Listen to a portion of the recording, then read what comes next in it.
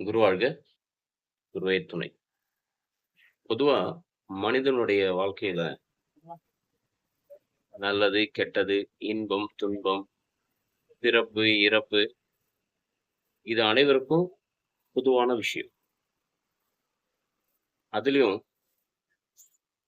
வாழ்ந்து முடிச்ச உடனே நடக்கிற சம்பவம், இந்த இறுதி பயணம், இறப்பு.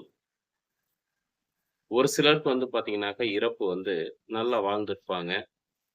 எந்த நோய் நொடி இல்லாம. இறப்பு காலத்துல யாருக்கும் எந்த தொந்தரவும் குடுக்காம, அவங்களுடைய இறுதி பயணம் நல்லபடியா முடியும். சில பேர் நோய்வாய்ப்பட்டு, சிரமப்பட்டு இறக்கிறவங்களும் பார்த்துருக்கிறோம். அதுலயும் ஒரு சில பேருக்கு பார்த்தீங்கன்னாக்கா, துர்மரணம்னு சொல்லுவாங்க. கயிற்றால் தூக்கு மாட்டி தன் உயிரை மாய்த்துக் கொள்வது. இது ஒரு வகை. இப்ப இன்னைக்கு இந்த துர்மரணத்தை பத்தி தான் பார்க்க போறோம். கயிற்றால் ஒருவன் தன் உயிரை மாய்த்துக் கொள்வான் என்றால், அவனுடைய ஜாதக அமைப்பு எப்படி இருக்கு? ஒரு ஜாதகத்துல மனோகாரகன் என்று சொல்லக்கூடிய சந்திரன்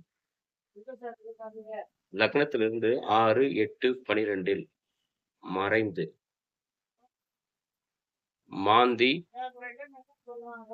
சனி லக்னாதிபதி இந்த சந்திரனை பார்த்து விட்டால் அந்த ஜாதகன் தன் உயிரை கயிற்றால் மாய்த்து இந்த ஜோதிட விதி சம்பந்தமா ஏதாவது மூல நூல்கள்ல சொல்லியிருக்காங்களான்னு கேட்டீங்கன்னா நிச்சயமா இருக்கு. சர்வார்த்த சிந்தாமணி என்ற நூல்ல இதுக்குண்டான விளக்கம் இருக்கு. அதுக்குண்டான பாடலை இப்ப பார்க்கலாம். சொல்லி மதியாரரெட்டு துவாதசம் சேர மாந்தி பல்லவன் லக்னேசன் பார்த்திட கயிற்றால் மாய்வான். நன்றி.